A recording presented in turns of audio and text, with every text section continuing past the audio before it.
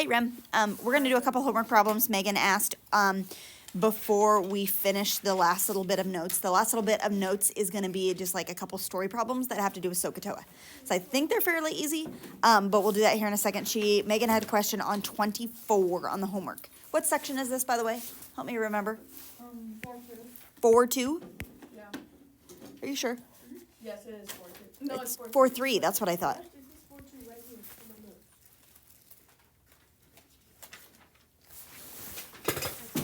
Are you It's sure? 4-3. It's 4-3, I promise.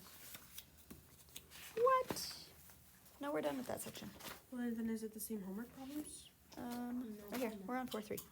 I wrote down all the wrong homework. Oh, no. Yeah, because we're like right here. Like, yeah. Okay, sorry.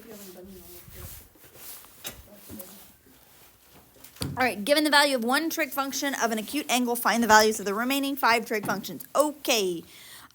Square root of 10 over 10. All right. Okay. How do we want to tackle this? That's your adjacent and hypotenuse. Yeah, let's do that. I like to write it out like that. So I always put my angle like pretending as though it's in the first quadrant, right? So like this guy, right? And let's put our angle theta right here, okay? And cosine is CAH, right?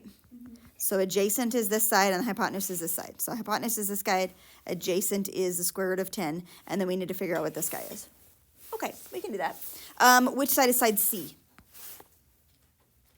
The hypotenuse, 10, right? Let's call this guy A, let's call this guy B. So we have A squared, which would be the square root of 10 squared, Which is 10. plus B squared, yep, equals C squared, which is 10 squared, okay? Square root of 10 squared is just 10, plus B squared equals 100. And if we subtract 10, B squared, 10, B squared is 90, and we have the square root of 90. Do you know what the square root of 90 is? It doesn't come out. It doesn't come out nice, right? But 90 can break down into what and what? 9 and 10. And tens. The square root of 9 is 3, and the square root of 10 doesn't come out nicely, so that's 3 square roots of, not 30, 10. So this is 3 square roots of 10. Okay, all right, got it. Okay, that's where I was getting messed up, is because like I didn't know how to put 9. Yeah, let's go ahead and just leave it as 3 square roots of 10. Okay, so they want the other 5 trig functions, so I'm just going to write out all of them. Sine of theta, cosine of theta, tangent of theta. We've got cosecant theta, secant theta, and cotangent theta. Okay, we already know that cosine is the square root of 10 over 10. Okay. All right. Let's do this. This is the adjacent side. This is the opposite side. This is the hypotenuse side. Okay. Sine is opposite over hypotenuse. Yep. Because SOH. Okay, so the opposite would be 3 square roots of 10, and the hypotenuse is 10. So there we go. 3 square roots of 10 over 10. That's what sine is. Should we just do cosecant? Okay, now if I flip that, it'd be 10 over 3 square roots of 10. So you need to rationalize? Whew, so how do we rationalize that?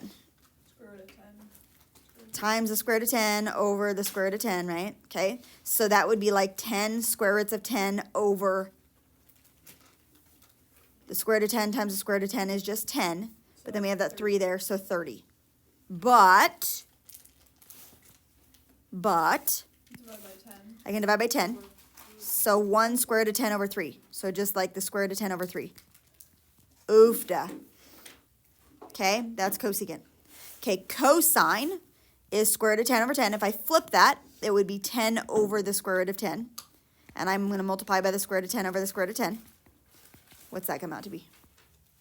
Or secant, this guy. 10 square roots of 10 over 10 square roots of 10 over 10. And these 10s can cancel, so secant is just the square root of 10. You got it. Okay, tangent. Tangent is TOA. T-O-A, right? Okay, so opposite adjacent. Ooh, I like it. Opposite is 3 square roots of 10. 3 square roots of 10. Adjacent is square root of 10. So tangent is what? 3. 3, because the square root of 10s cancel. What's the opposite or the reciprocal of 3? 1/3. 1/3, you betcha. There you go. That's 24. I like that one. That one was the easiest one of all of them. Tangent was. Nice. Very nice. Okay. Possibly if you would. Possibly 30. Sure. I like it. Okay, yes, we can do this one. That's fine.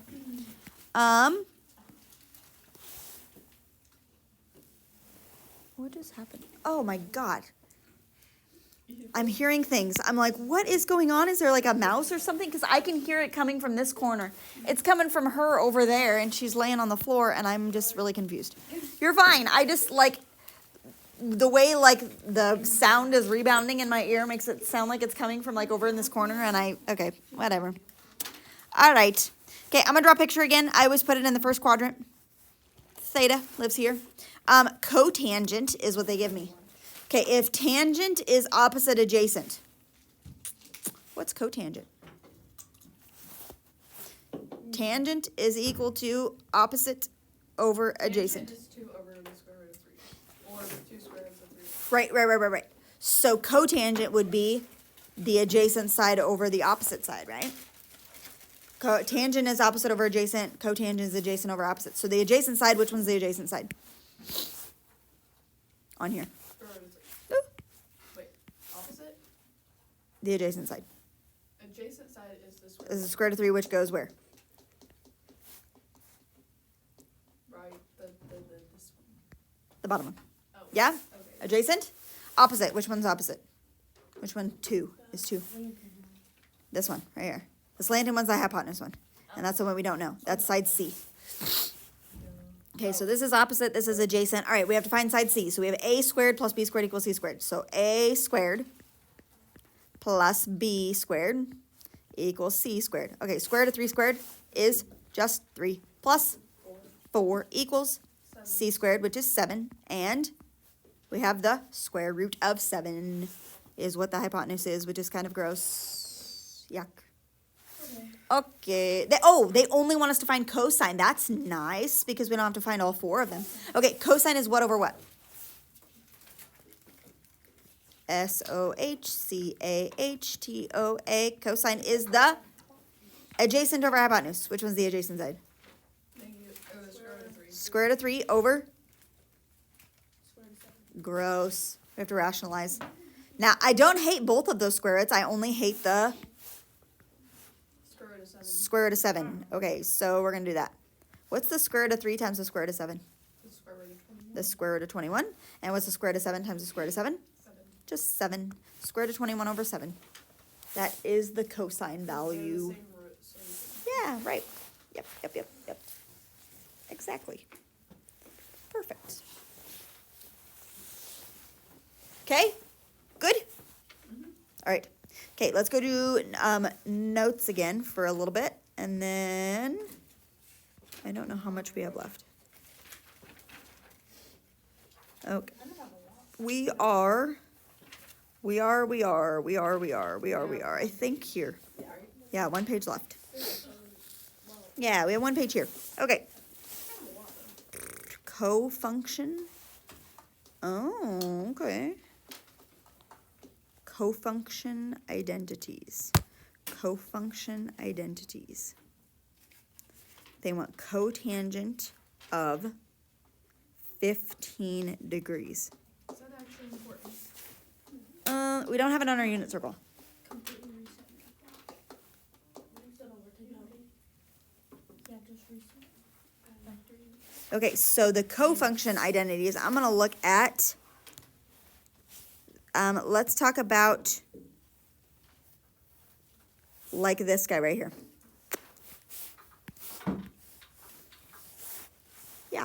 Yeah, right here. Okay, do you see where he says cotangent? I'm kind of flipping back and forth between these two. We have a relationship between cotangent and tangent, right? Cotangent is equal to tangent of 90 minus theta. So that means like cotangent of 30 degrees would be the same thing as tangent of how much? 30. No. 60, right? Because 90 minus theta, okay. Cotangent of 10 degrees would be the same thing as tangent of 80 degrees, right? Oh, I don't know why I put an equal sign there. Okay, so when they say here, for each function value, find a cotangent with the same, or a cofunction with the same value. So if cotangent of 15 is 2 plus the square root of 3, what is also 2 plus the square root of 3?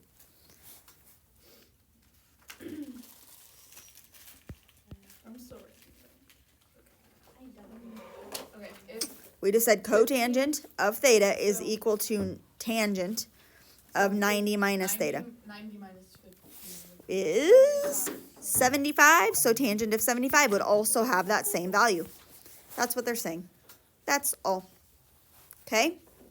All right, now cosine. They're giving us cosine of pi over 6, okay? Now, I'm going to go to this guy here. Let's see, where's cosine? Cosine. I'm going to go to cosine right here. You see that? Now, I'm picking on that one rather than this one. This one has cosine, right? I'm picking on cosine. They're giving me cosine, so I want to look at one of these two right here. Because cosine and secant would be flipped.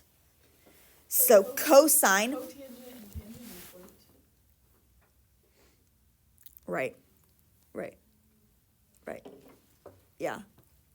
For cofunction, cotangent and tangent are partners. But like if you look at the unit circle, like we've talked before about like on the unit circle, how like 30 degrees and 60 degrees, like the sine value here or the y coordinate here is the same thing as the x coordinate here because the opposite and adjacent flip with each other. Does that make sense? Yeah. Okay. So the opposite and adjacent, when they flip with each other, sine turns into cosine. But when opposite and adjacent flip with each other, tangent turns into cotangent because opposite and adjacent over opposite. One's tangent, one's cotangent. Okay, that kind of makes sense. Yeah? Yeah, so sine and cosine are cofunction identities, and tangent and cotangent are cofunction identities. Okay? So, let me go back here. So they're giving us in part B, they're giving us what cosine is, right? And they're saying, figure out what sine is, okay? Cosine will be the same thing as sine of 90 degrees minus theta. So like if I have cosine of, let's say 20 degrees, that will be the same thing as sine of how much? 70, right? Okay. But the problem with part B is, it's in radians. 90 is the same thing as pi over 2 radians, okay? So what we have to do is we just have to subtract from pi over 2. So cosine, they're saying cosine of pi over 6 is square root of 3 over 2. What is also square root of 3 over 2? It will be sine of something, I think right? I figured it out. So what'd you do? You took? I took 3 pi over 6 minus pi over 6. Yeah, so pi over 2 minus pi over 6. This is 90 degrees minus pi over 6, which is actually 30 degrees.